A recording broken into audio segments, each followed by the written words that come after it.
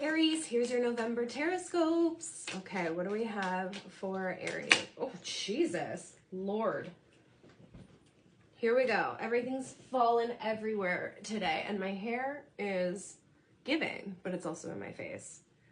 This is a little period of reflection for you.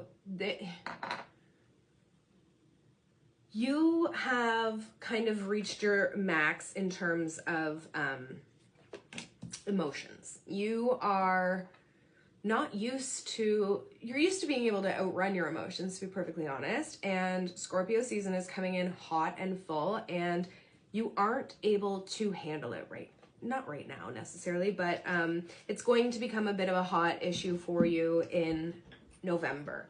So we've got the 8 of Cups, and that's like reflection, looking back, reevaluating your path forward, and the 2 of Pentacles reverse, which is like not being able to make use of all of the resources that you have, feeling a little bit out of balance and not in control necessarily of your output in terms of energetically.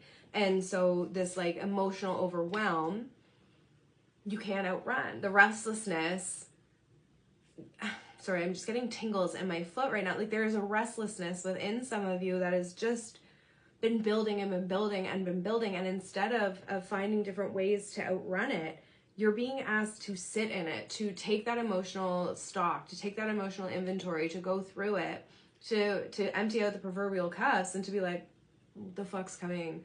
What is this working for me? How am I going to move forward? And because it's not currently working for you, that is why you're being asked to assess this. That is why you're taking like such emotional stock and emotional inventory at the very beginning. Pardon me, but also again, it's Scorpio season. So we're in the depths of our emotions. It's the murky shit. It's sexy sometimes. It's weird a lot of the times. There's a lot underneath the surface, and this isn't something that is just cheap, easy, quick, and something that you can move through very quickly. Like this may feel like a long month because you're so used to moving so quickly. You're so used to having that energy, and having your emotions out of balance is draining you of your energy. Okay, what else do we need to know for Aries? My goodness.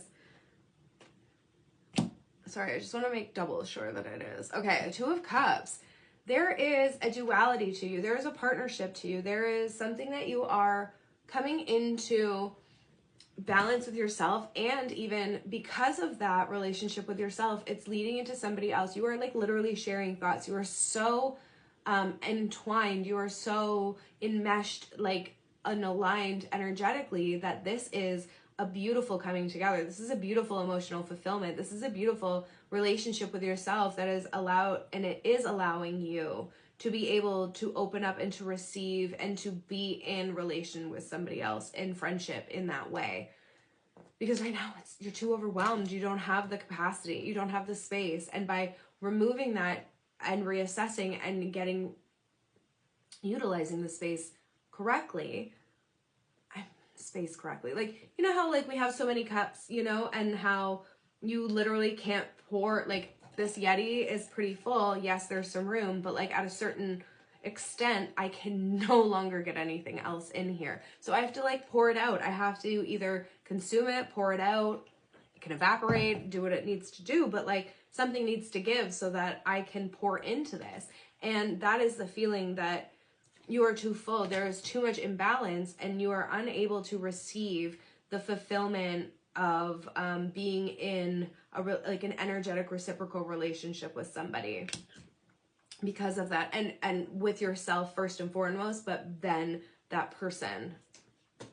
My goodness, these cards are flying. Okay, I'm gonna put them back because it didn't feel like a shove. It just felt like a slide.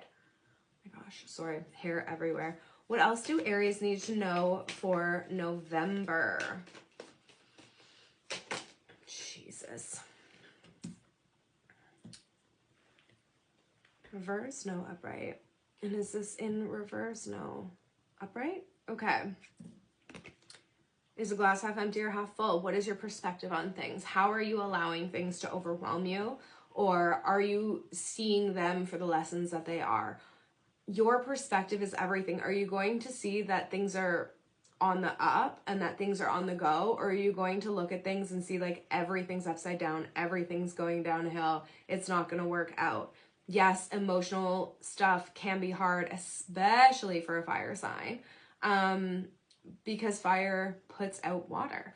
But you have way too much fucking water in your reading for Scorpio season and November that you can't ignore it. And this is asking for you to deal with it in a more traditional way, in something that's tried and true, in something that's, whether that's talk therapy or like talking to somebody who's been through some of the things that you're going through, doing some research, reading, like allowing yourself to look into systems that can work for you and have traditionally worked for other people who are in this situation. Like if it's, let's say for example, winter blues, 100% of the years I get winter blues. I know that I get winter blues. So literally this time of year, I have to start planning for how I'm going to operate. And like, I have to look back and be like, hey, what has worked for me traditionally? Movement, you know, having things to look forward to, etc. Like these are things that I need to help get me through the more trying times for myself. And so this is like asking you to utilize that higher learning, that higher ability that other people have put in the time, efforts, and energies. Utilize them. Allow yourself to learn and to get the skills that you need to master and to honor the things that are coming up for you so that you can have such deep, rich fulfillment within yourself and within all your other relationships. Okay, what else do we have for November for our little Aries ramp? Okay, upright. Sun's coming. Don't, you know, it's heavy, it's dark, there's a lot going on. We lose an hour next week in Canada, everywhere except for Saskatchewan. So like, it can be a stressful, a tough time, a stormy little time. And like, it's been raining for 2 days here, but please know that the sun is coming. There is warmth, there is abundance, there is the warm, shiny, like sun's rays are shining upon you soon. They're coming. Don't get it twisted. They are coming for you. You just have to hold faith and know that like the storm has to pass. The storm has to like do its thing so that the sun can come out again, so that things can dry out, things can regenerate, things can grow. Anything that was wrecked, ruined, or moved in the storm can be cleared away, and that new life, new growth can come back. So give yourself some goddamn credit for the cycles and the seasons that you've endured, because this isn't your most comfortable season. This isn't your favorite season, and for like of life. And for you, this is a beautiful reframe of how are you going to handle the seasons that you don't deem your favorite. How are you going to handle the things that are inevitable? However, you need to empower yourself to have the tools and the resources at your ready and to be able to utilize them and use those skills so that you can get that fulfillment out of everything. Interesting, Aries. I was not expecting this for you today. Not that I never know what to expect out of these, but blow me over with a feather because wasn't prepared. Princess of Pentacles. You are working towards something. There, like this spark, this creativity, this investing in yourself is huge. This investment in yourself, and maybe that Hierophant, like coming back to it, is that education point, that retraining or learning how to do stuff in a way that like is a broad way to learn about things, but from that broad way of learning about it, you can really apply it to yourself. This is something where you're very much being asked to invest in yourself with resources, time, energy, efforts, and it's going to pay off tenfold because there's like a new life, there's a new spark, there's a new idea that is coming to fruition. Like this is an apprenticeship level. Like this is something where you're learning as you go, and the more that you invest in yourself, the more that you learn, and the more experience that you have on your side and the further along you get, the way further along you get.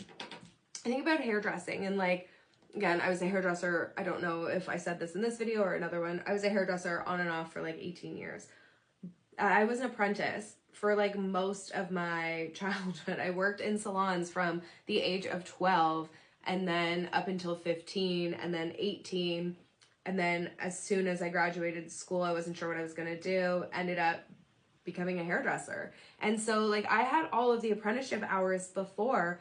And even though I was technically an apprentice, I still had all of that experience under my belt that by the time it came to like doing the traditional schoolwork of it, I could write my exam because I already had all of my apprenticeship done and I was already to a closer point of mastery than most. And that's just because of the apprenticeship that I'd had. So this is like speaking to that investment in yourself, those hobbies, those interests, those resources that you're putting into yourself, whether it's mental, spiritual, physical, emotional, whatever it is going to pay out for you. And that mastery is just around the corner.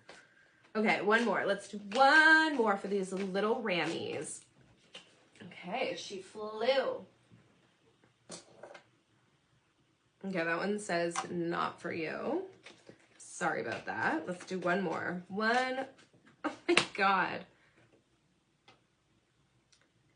To get to all of this fulfillment, that mastery, you have to release some shit. You have to let things go. Release the things that are bringing you joy. Release the things that are burdening you. Release the things that are keeping you from getting to where you want to go. But there's so much good coming for you. Ah! Exciting. Bye.